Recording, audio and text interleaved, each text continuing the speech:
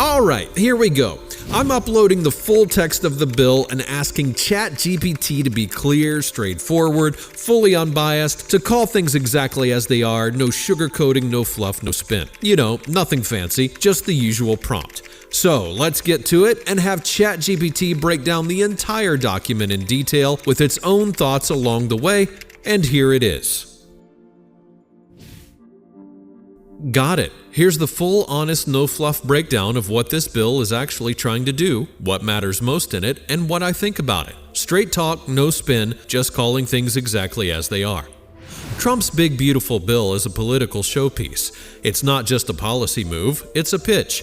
It's designed to look like a gift to working Americans on the surface, but once you open it up, it's a rebranded wish list for corporations, the wealthy, and hardcore conservatives who want to shrink the government down to nothing. It throws out a few threats, tax breaks and a slightly larger child tax credit, just enough to keep regular folks distracted while it guts huge parts of the safety net. The tax cuts are front and center. That's the shiny part. Trump wants to keep his 2017 tax cuts alive and go even further. That means lower taxes on capital gains, no taxes on tips or overtime, and deductions for car loan interest, but only if it's an American-made car. That's not really about helping workers, it's about pumping up domestic auto sales while pretending to be pro-labor. Most working-class people don't even get close to enough deductions for this to really change their lives. It's window dressing. The real money goes to people who already have it. Corporate tax breaks are deep and sweeping. Deregulation is baked in. Environmental protections get slashed. The bill repeals a ton of Biden-era climate incentives, which were just starting to push clean energy forward.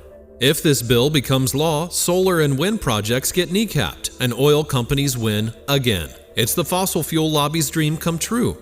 Healthcare takes a hit. Medicaid is targeted hard, with new restrictions and cost-cutting that will force millions off coverage, especially in red states where governors already play games with Medicaid expansion.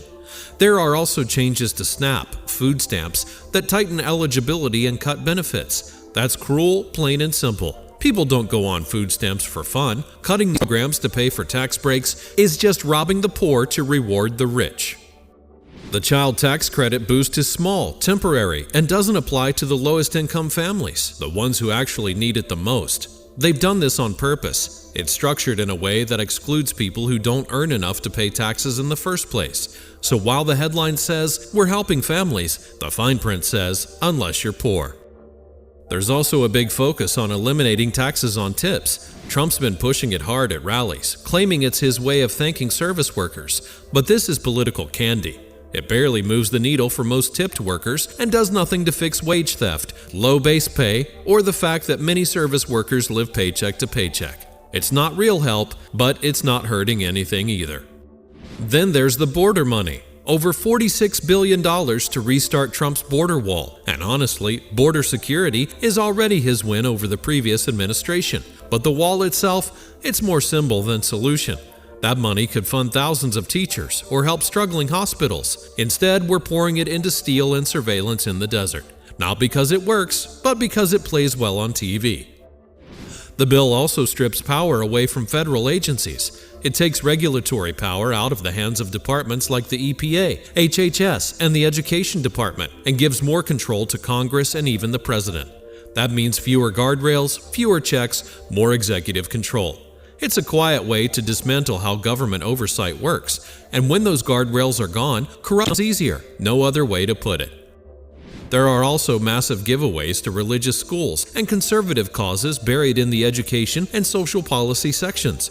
More vouchers, more tax credits for private schooling, and language that subtly weakens public school systems. It's all part of the long-term conservative plan to bleed public education dry. If you're a wealthy investor, this bill is a goldmine. If you're a billionaire donor, it's everything you hoped for. But if you're working class, you're getting scraps. And if you're poor, you're just getting hit. There's no other way to look at it.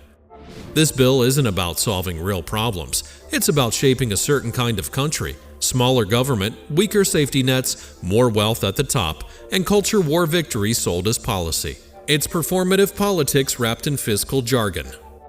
Bottom line, it's not a big, beautiful bill. It's a massive strategic redistribution of money and power upward, dressed up with just enough sugar to get people to swallow it.